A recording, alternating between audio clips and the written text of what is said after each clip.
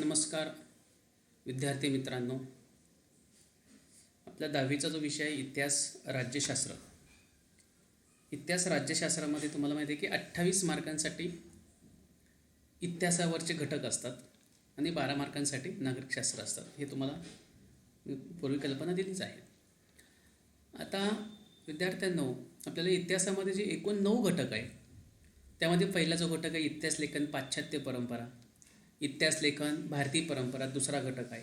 तिसरा आहे उपयोजित इतिहास, चौथा आहे भारतीय कलांचा इतिहास, पाचवा घटक आहे प्रसार माध्यमे आणि इतिहास, सहावा आहे मनोरंजनाची माध्यमे आणि इतिहास, सातवा आहे खेळ आणि इतिहास, आठवा आहे पर्यटन आणि इतिहास आणि नववा आहे ऐतिहासिक ठेवांचे जतन.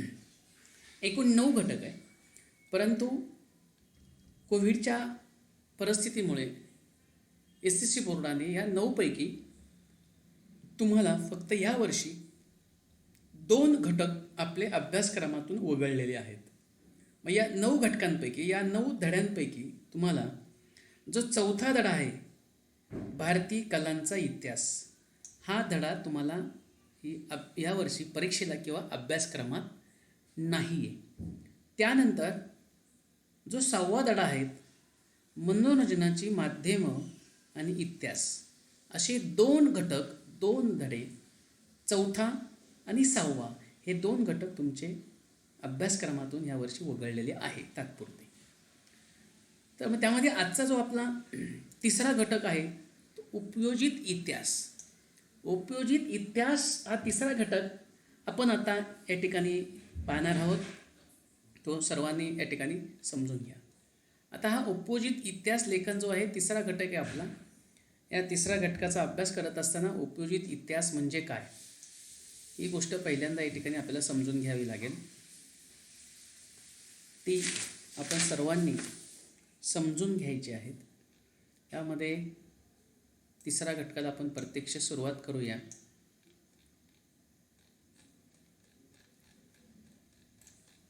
हा जो आपला आहे ते तिसरा घटक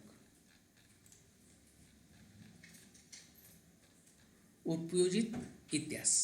आता विद्यार्थी मित्रांनो, या घटकामध्ये एक 3 पॉईंट महत्त्वाचे. उपयोजित इतिहास म्हणजे काय, उपयोजित इतिहास आणि विविध विषयांमधलं संशोधन, उपयोजित इतिहास आणि वर्तमान काळ, संस्कृती आणि नैसर्गिक वारशाचे व्यवस्थापन आणि संबंधित व्यावसायिक क्षेत्र, हे पॉईंट यामध्ये आपल्याला या घटकामध्ये बघून समजून घ्यायचे.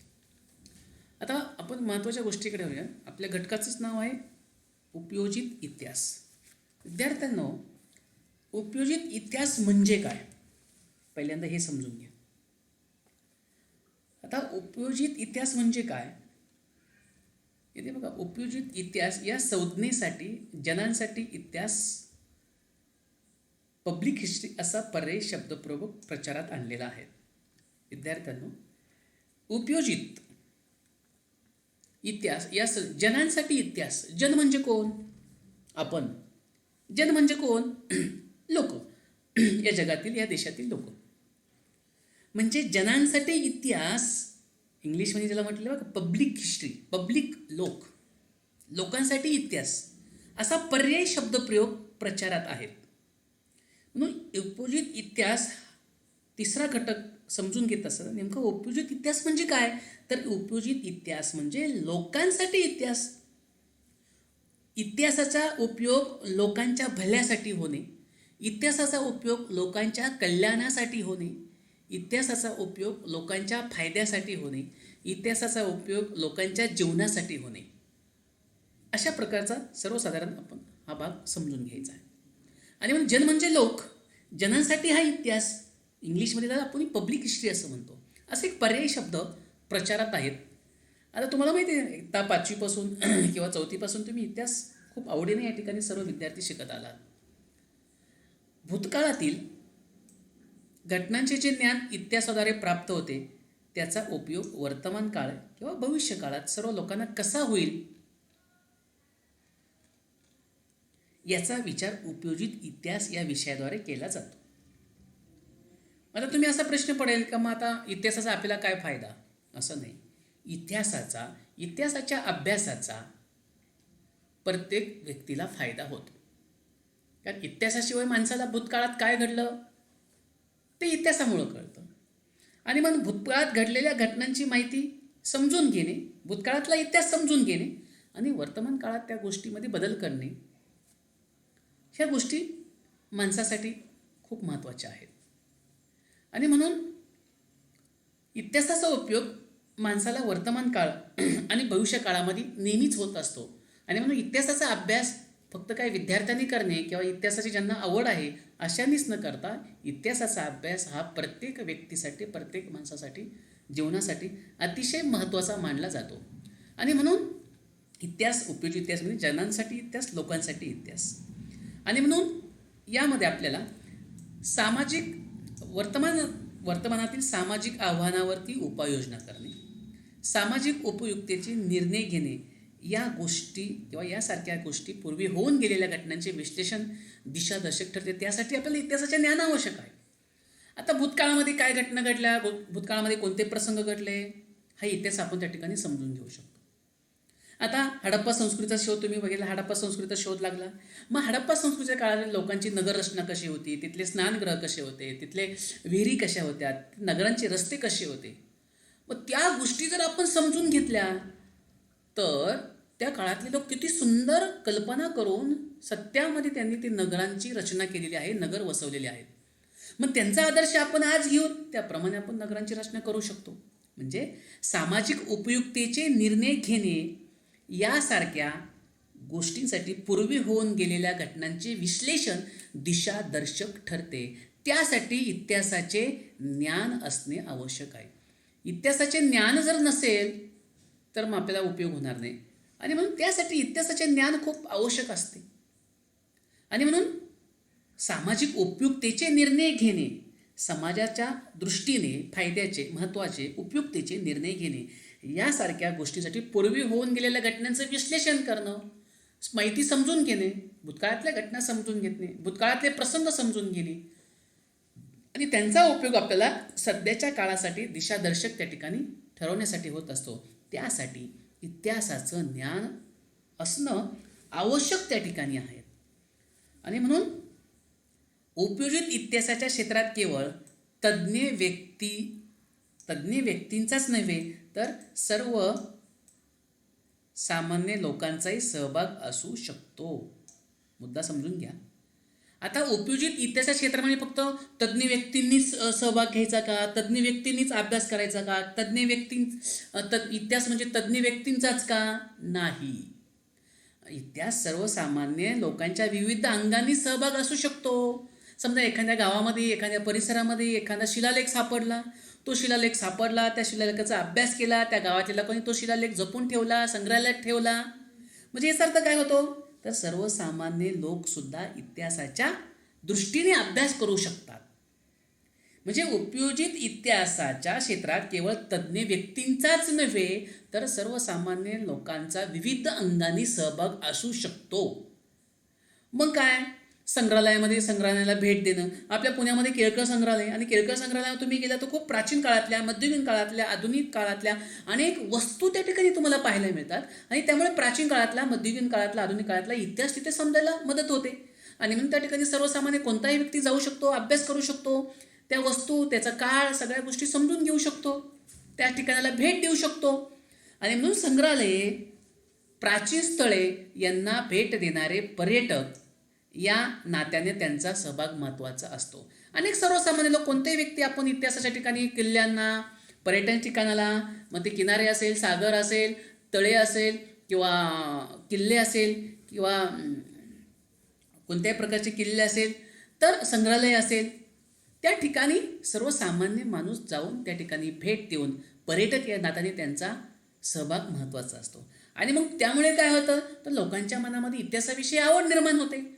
का तर पर्यटनामुळे लोकांमध्ये इतिहासाची आवड निर्माण होते. किल्ल्यांना भेटी देणे, किल्ल्यांचा इतिहास समजून घेणे, त्यामुळे लोकांमध्ये आवड निर्माण होते. संग्रहालयाला भेट देणे, आणि त्यामुळे लोकांमध्ये इतिहासाविषयी आवड वाढीस लागते, आवड निर्माण होते. आणि म्हणून त्यामध्ये जनांमध्ये इतिहासाची जाणीव निर्माण होते. तसेच स्वतःच्या शहरात किंवा गावात असणाऱ्या प्राचीन स्थळांचाही जतन आणि संवर्धनाचा प्रकल्पामध्ये ते सहभागी होऊ शकतात. तुम्हाला मग सांगितलं की इतिहासाच्या अभ्यासामध्ये सर्वसामान्य व्यक्ती सहभागी होऊ शकते, त्यातून इतिहासाची आवड निर्माण होते. आणि मग स्वतःच्या शहरामध्ये किंवा गावामध्ये काही प्राचीन स्थळं आहे त्याची जपणूक करणे, एखाद्या किल्ल्याचा शोध लागला त्याची जपणूक करणे, पर्यटन स्थळ म्हणून त्याचा विकसित करणे, काही शिलालेख सापडले किंवा त्याचा जपणूक करणे, पर्यटन स्थळ म्हणून त्याचा संवर्धन करणे. तर अशा प्रकारे ते परिसरातले लोक, स्थानिक लोक त्या ठिकाणी त्या संवर्धनाच्या प्रकल्पामध्ये ते सहभागी होऊ शकतात. आता पुढचा मुद्दा आहे की उपयोजित इतिहास आणि विविध विषयांमधलं संशोधन. बघा, तुम्हाला माहिती इतिहास म्हटले की सगळ्यात महत्त्वाची गोष्ट काय की भूतकाळात घडून गेलेल्या घटनांचा संबंध, भूतकाळात घडून गेलेल्या गोष्टींचा अभ्यास करणे, भूतकाळामध्ये घडून गेलेल्या घटना, प्रसंग, गोष्टी यांचा अभ्यास करणे म्हणजे इतिहास, थोडक्यात इतिहास. पण भूतकाळामध्ये ज्या घटना घडून गेलेल्या आहेत त्या घटनांचा संबंध वर्तमान काळाशी सुद्धा आहे. वर्तमान काळातील किंवा भविष्य काळातील जडणघडणीसाठी भूतकाळात घडून गेलेल्या घटनांचा संबंध असतो. आणि म्हणून वर्तमानात दिसणाऱ्या मानवी जीवनाची घडण ही त्या घटनावरच आधारलेली असते. मग या घटना राजकारणाच्या बाबतीत असो किंवा सामाजिक किंवा धार्मिक संघटन असतो, तत्त्वज्ञान असो, तंत्रज्ञान आणि विज्ञान यासारख्या विविध क्षेत्रामध्ये घडलेले असतात. आणि प्रत्येक क्षेत्रातील ज्ञानसंचयाचा स्वतंत्र इतिहास असतो.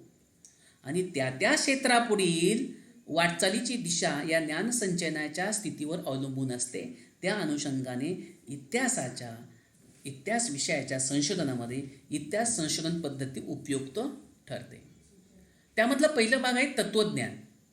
त्यापूर्वी आपण जरा एक गोष्ट इथलं एक समजून घेऊया, जाणून घ्या. जनांसाठी इतिहास, तुम्हाला जन म्हणजे काय, लोक. जनांसाठी इतिहास म्हणजे लोकांसाठी इतिहास, लोकांच्या कल्याणासाठी इतिहास, यापूर्वी तुम्हाला स्पष्ट केले. आता इतिहासाविषयी काय होतं बघा, इतिहासाविषयी लोकांच्या मनात अनेक गैरसमज असतात. काय गैरसमज आहे? जो तुमच्या आहे, जो इतरांच्या आहे. इतिहास विषय हा फक्त इतिहासकारांनीच अभ्यासावा किंवा इतिहास विषय ज्यांचा आहे त्यांनी त्याचा अभ्यास करावा किंवा ज्या विद्यार्थ्यांना इतिहास विषयाची आवड आहे त्यांनीच तो घ्यावा, असे गैरसमज आहे. पण एक लक्षात ठेवा मुलांनो, इतिहास असा विषय आहे की तो कोणत्याही व्यक्तीच्या जीवनासाठी, जीवन घडण्यासाठी इतिहास विषय अतिशय महत्त्वाचा आहे. दैनंदिन जीवनामध्ये इतिहासाचा काहीच उपयोग नसतो. काही इतिहास काही पैसे कमवून देतो का? इतिहासामुळे काही फायदा होतो का?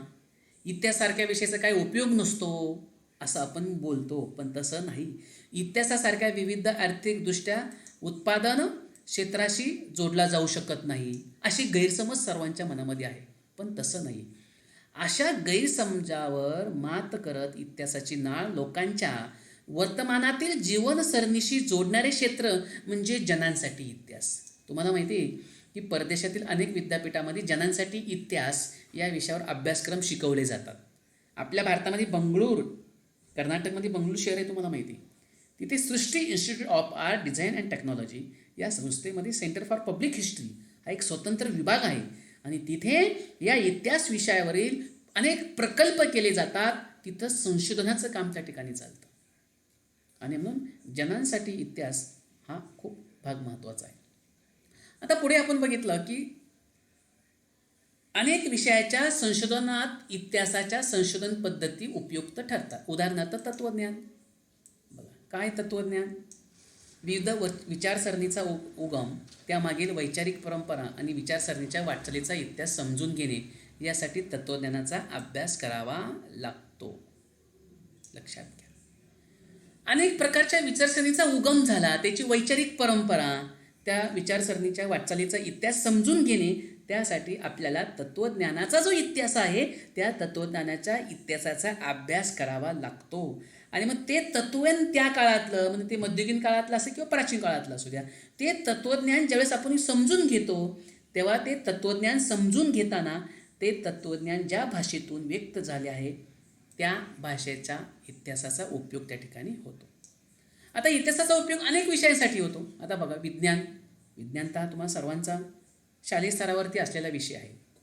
विज्ञान, आता विज्ञानामध्ये बघा, वैज्ञानिक शोध आणि सिद्धांत यांचा कालक्रम आणि त्या शोधामागील कालपरंपरेची साखळी समजून घेणे. आणि गरज ही शोधाची जननी असते असं म्हटलं जातं. आता विज्ञान विषयासाठी इतिहास काय महत्त्वाचा आहे समजून घ्या. वैज्ञानिक अनेक प्रकारचे शोध लागले आणि काही सिद्धांत मांडले. अनेक शास्त्रज्ञांनी विज्ञानामध्ये शोध लागले. मग ती अवकाश शोध असेल, अनेक प्रकारचे शोध असेल, भूगर्भातले शोध असेल, अवकाशातले शोध असेल. आणि मग हे वैज्ञानिक शोध आणि त्यांनी जो सिद्धांत मांडले त्यांचा कालक्रम आणि त्या शोधामागील कारण परंपरेची साखळी समजून घेणे यासाठी विज्ञानाचा इतिहास अभ्यासावा लागतो. जर तुम्हाला विज्ञानाचा इतिहास जर तुम्ही अभ्यासला नाही तर तुम्हाला विज्ञान समजणार नाही. आणि म्हणून म्हटलं तर गरज ही शोधाची जननी आहे असं म्हटलं जातं. अनेकदा वैज्ञानिक शोध हे मानवी गरजांची पूर्ती आणि जिज्ञासेचे समाधान करण्याच्या प्रयत्नातून लागलेले असतात. त्यासाठी आधी अस्तित्वात आलेल्या वैज्ञानिक ज्ञानांचा उपयोग केला जातो आणि मग त्या शोधामागील कारण परंपरा कालक्रम समजून घेण्यासाठी विज्ञानाच्या इतिहासाचे ज्ञान उपयोगी पडते.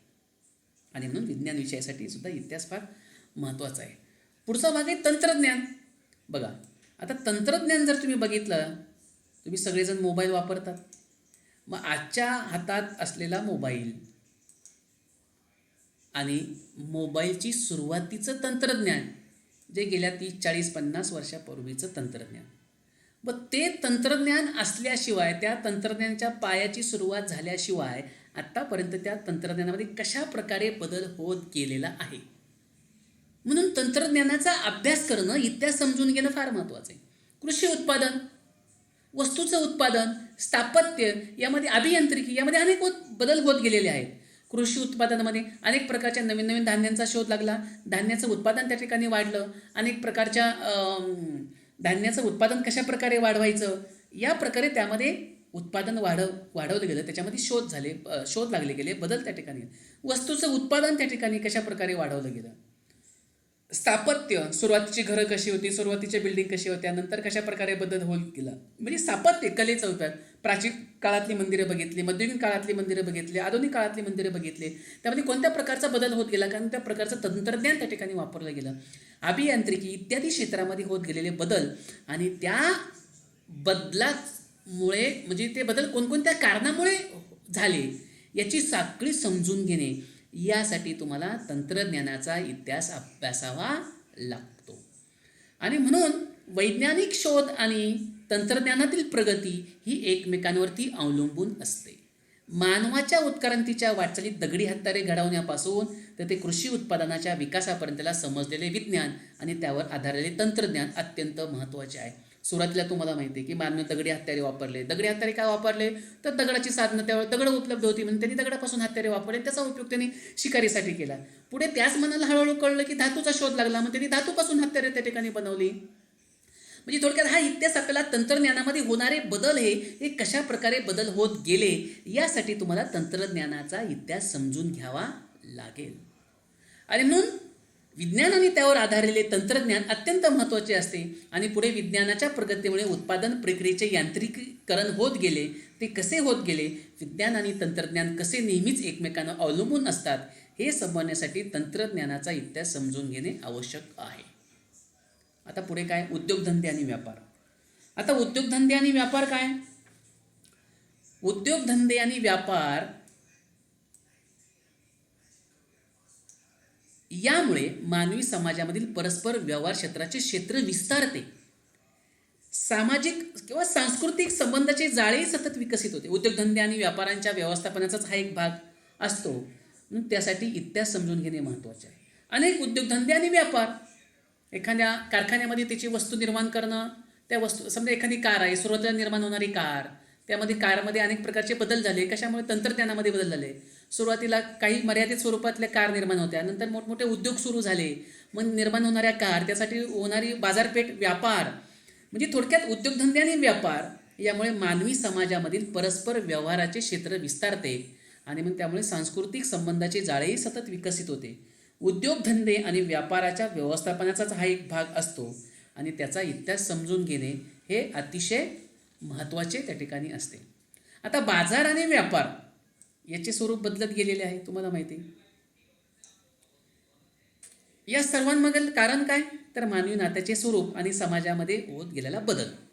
म्हणून या सर्व प्रकारचा जर तुम्हाला प्रवास समजून घ्यायचा असेल, सांस्कृतिक जडणघडण जर तुम्हाला समजून घ्यायची असेल, प्राचीन काळापासून तर आजच्या काळापर्यंत मानवाची सामाजिक रचना समजून घ्यायची असेल, समाजामध्ये होत गेलेले बदल समजून घ्यायचे असेल, समाजामध्ये किंवा आतापर्यंतची आर्थिक व्यवस्था कशी आपली बदलत गेली ते जर समजून घ्यायचं असेल, तर त्यासाठी तुम्हाला इतिहासाचा अभ्यास करावा लागतो. त्याच्याशिवाय या सगळ्या गोष्टी तुम्हाला समजणं शक्य होत नाही.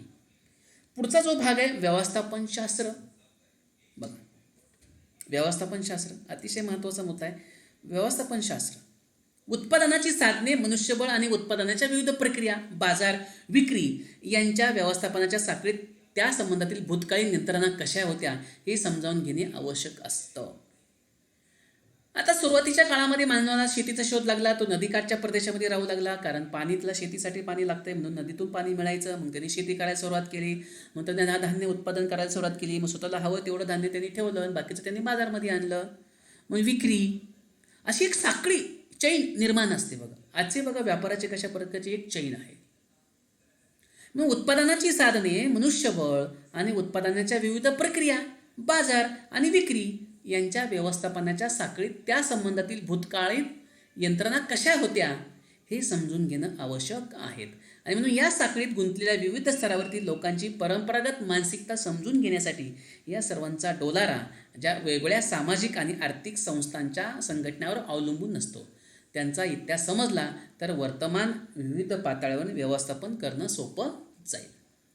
पुढचा भाग आहे मुद्दा बघा, कला. बघा, सुरुवातीला तुम्हाला माहिती आहे की पहिल्यांदा चित्रपट निर्माण केला गेला मराठीतून, पण तो चित्रपट बोलका नव्हता, मूक चित्रपट होता.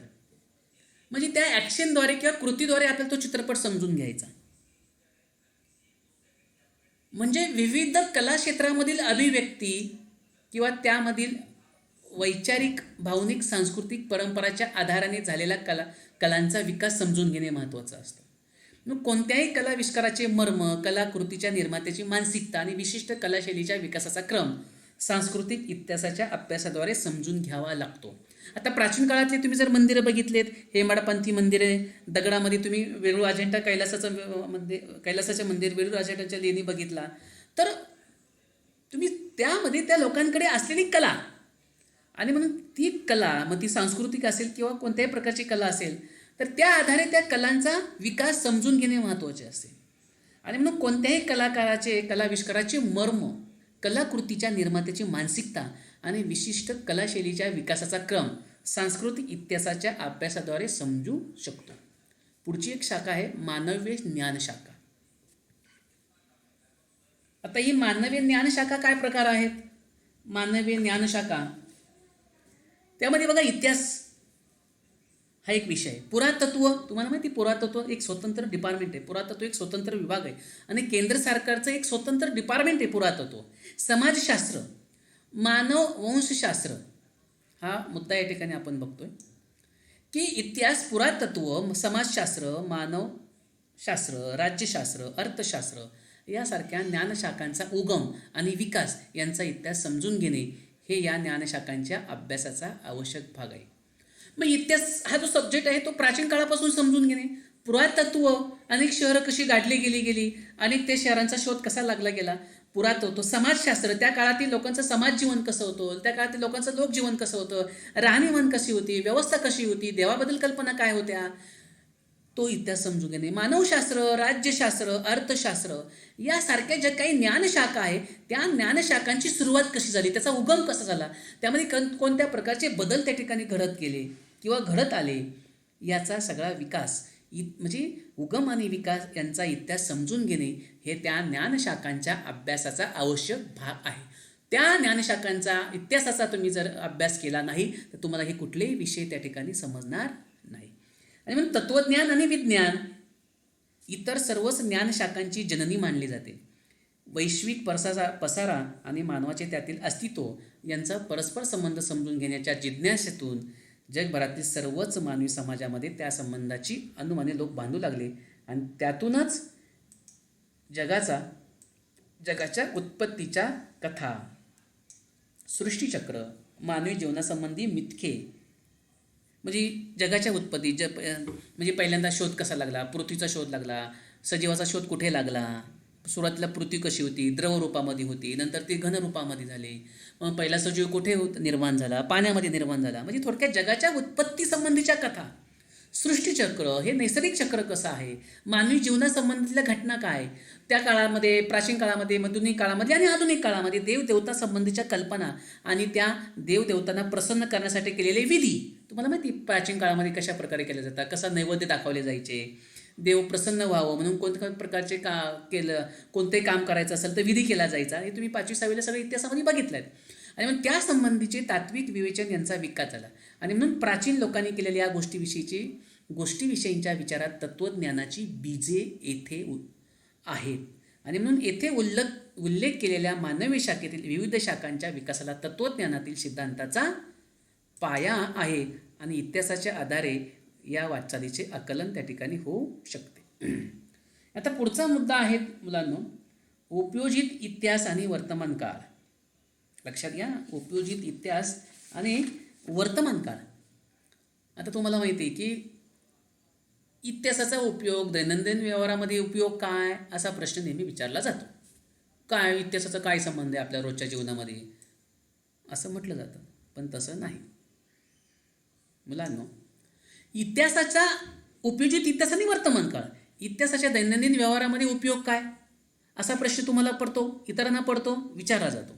पण तसं नाही आहे.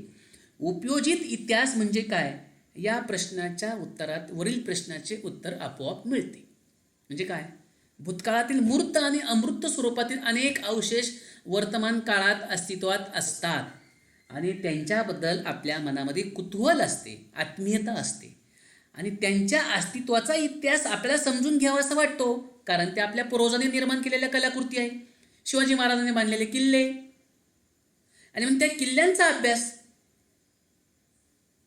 मग त्याच्या किल्ल्यांच्या रचनेबद्दल, किल्ल्याच्या बांधणीबद्दल, त्या लढायांबद्दल, त्या ऐतिहासिक प्रसंगाबद्दल आपल्या मनामध्ये काय असते, कुतूहल असतं, आत्मीयता असते आणि त्यांच्या अस्तित्वाचा इतिहास आपल्याला समजून घ्यावासा वाटतो, कारण ते आपल्या पूर्वजांनी निर्माण केलेल्या कलाकृतीचे, परंपराचे अवशेष असतात आणि तो आपला एक सांस्कृतिक वारसा असतो, ती आपली एक ओळख असते. आणि मग त्यांच्या इतिहासाचे ज्ञान आपल्याला आपल्या उगमाकडे घेऊन जाणारे असते.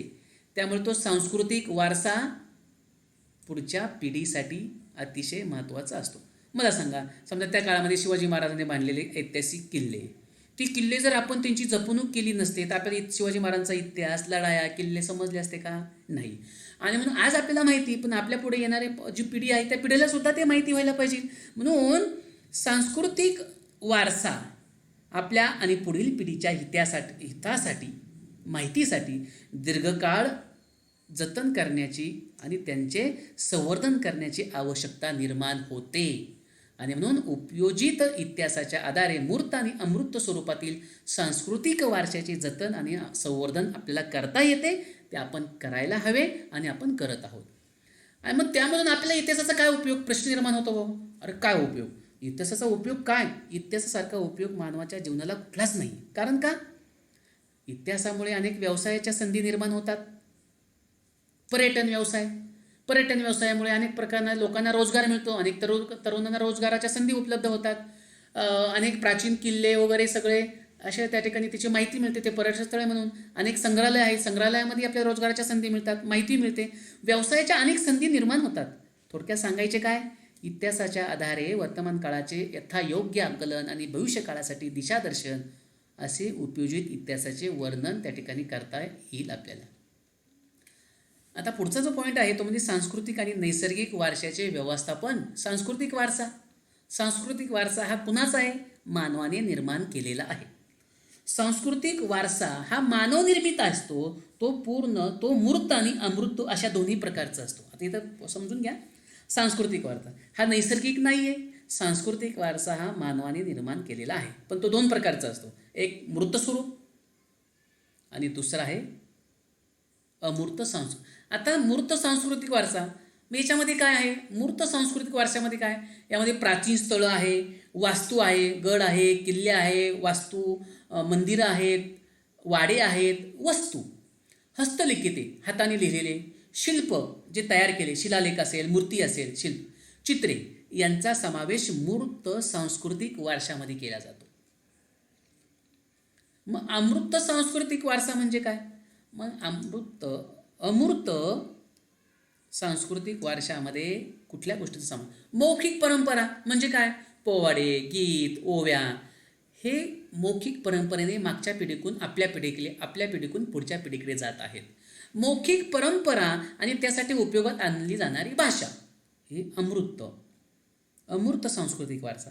पारंपरिक ज्ञान, सण समारंभ साजरे करण्याच्या सामाजिक पद्धती आणि धार्मिक विधी, कला सादरीकरणाच्या पद्धती, विशिष्ट पारंपरिक कौशल्य, अशा परंपरा, पद्धती, कौशल्य इत्यादींचे प्रतिनिधित्व करणारे समूह, गट म्हणजे अमूर्त सांस्कृतिक वारसा.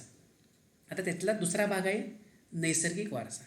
आता नैसर्गिक म्हटल्यानंतर तुमच्या लक्षामध्ये येतील त्याचा मानवाचा काय संबंध, तर निसर्गात जैववैविध्यतेचा विचार नैसर्गिक वारशाच्या संकल्पनेत केलेला असतो. मग त्यामध्ये काय, प्राणी आणि वनस्पती आणि त्यांच्या अस्तित्वासाठी आवश्यक असणाऱ्या परिसंस्था आणि भूरचनात्मक वैशिष्ट्ये. मग प्राण्यांची निर्मिती, प्राण्यांचा अभ्यास, वेगवेगळ्या प्रकारचे प्राणी, त्यांचं जीवनमान, वनस्पती सृष्टी, कोणकोणत्या प्रकारच्या वनस्पती आहे, वनस्पतीचं जीवन कशा प्रकारचं असतं, त्यांच्या अस्तित्वासाठी असणाऱ्या काही परिसंस्था आणि भूरचनात्मक वैशिष्ट्ये, ह्या गोष्टी आपल्याला त्यामध्ये समजून घ्यायच्या असतात. म्हणून पुढील मानवी पिढ्यांच्या हितासाठी आपल्याला वारशाचे जतन करणे किती आवश्यक आहे हे आपल्याला या इतिहासातून समजून येतं. आता काही अवशेष नामशेष होण्याच्या वाटेवर आहेत. जर असे काही अवशेष नामशेष झाले तर पुढच्या पिढींना इतिहास समजणार नाही. आणि म्हणून नामशेष होण्याच्या वाटेवर असलेल्या सांस्कृतिक असेल आणि नैसर्गिक वारशाचे जतन आणि संवर्धन व्हावे या हेतूने युनेस्को नावाची एक जागतिक संघटना आहे, तिने काही दिशादर्शक तत्त्वे जाहीर केलेली आहे आणि त्या दिशादर्शक तत्त्वाच्या आधारे जागतिक वारशाच्या पदास पात्र ठरणारी स्थळे आणि परंपरा काही त्यांची यादी या ठिकाणी केलेली आहेत. आणि म्हणून भारतामध्ये, आपल्या देशामध्ये जागतिक मौखिक आणि अमूर्त वारसा यादीत काही समाविष्टला परंपरा आहे. ती सगळ्यांनी यामध्ये ते पाठ्यपुस्तकात तुम्ही सगळे संस्कृत स्थळे वाचायची, या ठिकाणी बरेच त्या ठिकाणी दिलेले आहेत. त्यानंतर आपल्या भारतातील जागतिक वारसा स्थळे आहे. मग त्यामध्ये आग्र्याचा किल्ला असेल, अजिंठा लेणी, विरोळ लेणी, ताजमहाल, ही आपल्या भारतातली सगळी असणारी जागतिक आणि सांस्कृतिक वारसा स्थळे आहेत. त्यानंतर आपल्या भारतातील जागतिक वारसा स्थळे पण कुठले, नैसर्गिक, त्याला काझीरंगा राष्ट्रीय उद्यान म्हणतात, केवलदेव राष्ट्रीय उद्यान, मानस वन्यजीव. तुम्हाला परीक्षेसाठी जोड्या लावण्यासाठी, रिकाम्यासाठी किंवा 1-2 मार्काला येऊ शकतो की भारतातील जागतिक वारसा स्थळे कोणकोणती आहेत, भारतातील जागतिक वारसा स्थळे सांस्कृतिक कोणती आहेत, जोड्या लावण्यासाठी, चौकोनासाठी, चित्र पूर्ण करा, चित्र हे करा, यासाठी तुम्हाला याच्यावरती प्रश्न नक्की त्या ठिकाणी येऊ शकतात. त्याच्यामुळे याचा अभ्यास महत्त्वाचा तुम्ही त्या ठिकाणी करायचा. त्यानंतर पुढे आहे की आपलं युनेस्कोच्या जागतिक नैसर्गिक वारशाच्या यादीमध्ये पश्चिम घाटाचा समावेश 2012मध्ये केला गेला आहे. तुम्हाला माहिती आहे की सातारा जिल्ह्यामध्ये, तुमच्या जवळच आहे, म्हणजे आपल्या जवळच सातारा जिल्ह्यात कास पठार नावाचं एक ठिकाण आहे, पश्चिम कास पठार. आणि तुम्हाला माहिती आहे तिथे विविध प्रकारचे नैसर्गिक, त्या डोंगरावरती, त्या सपाट डोंगरावरती विविध प्रकारची सुंदर अशी फुलझाडं त्या ठिकाणी आलेली असतात आणि तिथे पाहण्यासाठी अनेक पर्यटक त्या ठिकाणी येतात. सातारा जिल्ह्यामध्ये असलेले ते कास पठार, ते सुद्धा युनेस्कोच्या जागतिक नैसर्गिक वारशाच्या यादीमध्ये त्याचा समावेश केलेला आहे इसवी 2012मध्ये. मग घाटरांगण, आणि त्या आपल्या पश्चिम घाट रांगांमध्येच आहे. सांस्कृतिक आणि नैसर्गिक वारशाचे व्यवस्थापन हे उपयोजित दिशेचे एक महत्त्वाचं प्रमुख अंग आहे. मग वारशाचे जतन आणि संवर्धन करण्याचा बहुतांश काम भारत सरकारचं कुठलं खातं करतं, तर पुरातत्व नावाचं एक खातं आहे. आणि हे सगळे म्हणजे सांस्कृतिक वारसास्थळे, सांस्कृतिक किंवा नैसर्गिक वारसास्थळे, पर्यटन स्थळे, या सगळ्याचं संवर्धन करणं, त्याची जपवणूक करणं, हे भारताचं एक भारत सरकारचं पुरातत्व नावाचं पुरातत्व खातं आहे स्वतंत्र.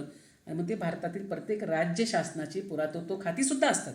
इंटॅक ही Indian national trust for art of culture heritage अशी एक सोयी संस्था आहे. तिने सुद्धा 1984 पासून ती कार्यरत आहे. ती सुद्धा सांस्कृतिक आणि नैसर्गिक वारशाच्या स्थळांच्या जतन आणि संवर्धनाच्या प्रकल्पामध्ये ती अनेक विषयावरील तज्ज्ञांचा सहभाग आवश्यक असतो आणि त्यामध्ये संबंधित स्थळांच्या सांस्कृतिक, सामाजिक, राजकीय इतिहासाची जाणीव निर्माण करण्याचं उपयोजित इतिहास करता येते.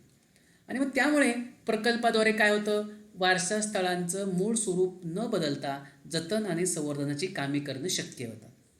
नंतर स्थानिक समाजाची जडणघडण आणि मानसिकता, त्यांच्यापुढे असणारी वर्तमानातील विविध आव्हाने, स्थानिक लोकांच्या अपेक्षा यांचा आढावा त्या ठिकाणी आपल्याला काय होतो, त्या ठिकाणी घेता येतो. सांस्कृतिक वारसा स्थळाचे जतन आणि संवर्धन करत असताना स्थानिक लोकांच्या भावना दुखावल्या जाऊ नये यासाठी कराव्या लागणाऱ्या उपाययोजनासुद्धा या ठिकाणी आपल्याला नियोजन त्या ठिकाणी करता येतं. चौथा भाग आहे त्याच्यामधला, स्थानिक लोकांना या प्रकल्पात सामील करून घेता येते. एखादा शहराचा शोध लागला किंवा एखादं मंदिर सापडलं किंवा त्या ठिकाणी मग त्या लोकांना, त्या परिसरातल्या लोकांना, त्या स्थानिक लोकांना त्या प्रकल्पामध्ये सहज त्या ठिकाणी सामील त्या ठिकाणी करून घेता येतं. आणि स्थानिक लोकांच्या परंपरागत कौशल्यांना प्रोत्साहन देऊ शकतील अशा उद्योग व्यवसायांना चालना मिळावी यासाठी सुद्धा पद्धतशीर त्या ठिकाणी नियोजन करणं शक्य त्या ठिकाणी होतं. आता मग संबंधित व्यावसायिक क्षेत्र काय? आता बघा, पुढे उल्लेख केलेल्या काही क्षेत्रांशी संबंधित कायदेशीर नियम आणि सार्वजनिक धोरणे ठरवण्यासाठी इतिहासाचे ज्ञानपूरक ठरते. आता काय? संग्रहालय आणि अभिलेखागार, ऐतिहासिक स्थळांचे जतन आणि संवर्धन, पर्यटन आणि आतिथ्य, मनोरंजन आणि संपर्क माध्यमे याच्यासाठी इतिहासाचे ज्ञान असणं फार महत्त्वाचं आहे. त्यातला एक मुद्दा येते बघा, जगातील सर्वात प्राचीन समजले जाणारे संग्रहालय मेसोपोटेमियातील ऊर या प्राचीन शहराच्या उत्खनन करताना सापडले.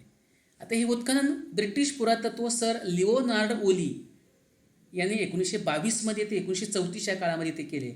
आणि हे संग्रहालय एनी गॉल्डी नावाच्या मेसोपोटेमियाच्या राजकन्येने बांधले. ती स्वतः त्या संग्रहालयाची संग्रहपाल म्हणून काम पाहत होती. आणि या संग्रहालयात सापडलेल्या प्राचीन वस्तूसोबत त्या वस्तूचे सविस्तर वर्णन करणाऱ्या मातीच्या वटिका त्या ठिकाणी होत्या. आणि म्हणून जगातील सर्वात प्राचीन काळातलं समजलं जाणारं हे मेसोपोटेमियामधील ऊर नावाचं हे प्राचीन संग्रहालय आहे, हे लक्षात त्या ठिकाणी घ्यायचं आहे. त्यानंतर बघा, या ठिकाणी माहीत आहे का तुम्हाला, इंडियन म्युझियम कोलकाता, भारतातलंच, आपल्या भारतामध्ये कोलकाता येथे असलेले इंडियन म्युझियम याची एक स्थापना एशियाटिक सोसायटीतर्फे 1814 झाली. नॅथनियल ऑलिक हे डॅनिश वनस्पतीशास्त्रज्ञ होते.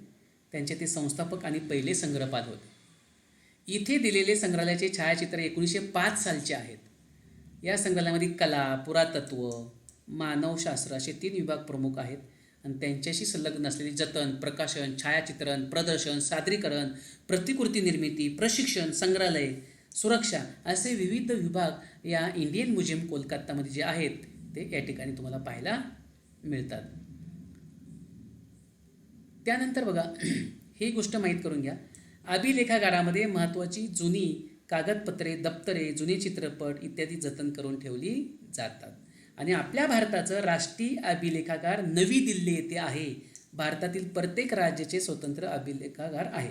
आता इथे एक प्रश्न येऊ शकतो बरं का. प्रश्न काय येऊ शकतो की म्हणजे जोडी येऊ शकते किंवा रिकामी जागा. भारताचे राष्ट्रीय अभिलेखागार टिंबटिंब येथे आहे. तुम्हाला पर्याय काय येतो? दिल्ली, नवी दिल्ली, मुंबई. पण काय होतं, नवी दिल्लीला हे राष्ट्रीय अभिलेखा कार्यालय हे समजून घ्या. नाही तर मग काय, नवी दिल्ली हा एक पर्याय असतो आणि दिल्ली हा एक पर्याय असतो. काही मुलं दिल्ली म्हटलं की लगेच दिल्ली लिहून टाकतात, पण तसं नाही आहे. आपल्या भारताचे राष्ट्रीय अभिलेखागार नवी दिल्लीमध्ये आहे आणि भारतातील प्रत्येक राज्यामध्ये सुद्धा स्वतंत्र असे अभिलेखागार त्या ठिकाणी आहेत. अशा प्रकारे या ठिकाणी बघा, यातील प्रत्येक क्षेत्राच्या व्यवस्थापनासाठी विशेष कौशल्य प्राप्त असलेल्या मनुष्यबळाची आवश्यकता असते. एखादा समजा थोडक्यात वाचनालय आहे किंवा ग्रंथालय आहे, मग तिथे ग्रंथालयाचा अभ्यास असलेली व्यक्ती तिथे फार महत्त्वाची आहे. जर ग्रंथपालाचा कोर्स केलेली नसेल ग्रंथपाल व्यवस्थापनाचा तिने जर कोर्स केलेला नसेल, ग्रंथपाल व्यवस्थापनाची जर तिने डिग्री मिळवली नसेल आणि असा माणूस जर तिथे ग्रंथपालाच्या व्यवस्थापनासाठी जर ठेवला तर ते ग्रंथालयाची काय अवस्था होईल तुम्हालाही माहिती आहे. म्हणून महत्त्वाचं आहे की प्रत्येक क्षेत्राच्या व्यवस्थापनासाठी विशेष कौशल्य प्राप्त असलेल्या मनुष्यबळाची आवश्यकता असते. आता स्थापत्य विशारद, मला सांगा, तुम्हाला स्वतःला एखादा छानपैकी एखादा बंगला बांधायचा आहे आणि तुम्ही स्वतः बंगला बांधू शकतात का? नाही. पहिल्यांदा तुम्हाला जो आर्किटेक्ट आहे तो आर्किटेक्ट त्या बंगल्याची रचना आराखडा तयार करून देईल. म्हणजेच स्थापत्य विशारद त्यांनी किंवा आर्किटेक्ट त्यांनी तो कोर्स डिग्री मिळवलेली पाहिजे. एखादा अभियंता आहे, त्यांनी अभियंता जर तो नसेल तर त्याला एखाद्या धरणाची निर्मिती करता येणार नाही, धरणाची रचना करता येणार नाही. आणि म्हणून लक्षात घ्या, कुठलंही क्षेत्र असू दे, कोणत्याही क्षेत्रामध्ये व्यवस्थापन करायचं असेल तर त्या व्यवस्थापनाची कौशल्य प्राप्त असलेले मनुष्यबळ आवश्यक आहे. मग ते स्थापत्य विशारद असेल, अभियंता असेल, इतिहासकार असेल, पुरातत्व असेल, संग्रहपाल असेल, समाजशास्त्रज्ञ असेल, अभिलेखागार व्यवस्थापक असेल, कायदेतज्ञ असेल, छायाचित्रण तज्ज्ञ इत्यादी. ही यादी एवढ्यापुरती संपत नाही.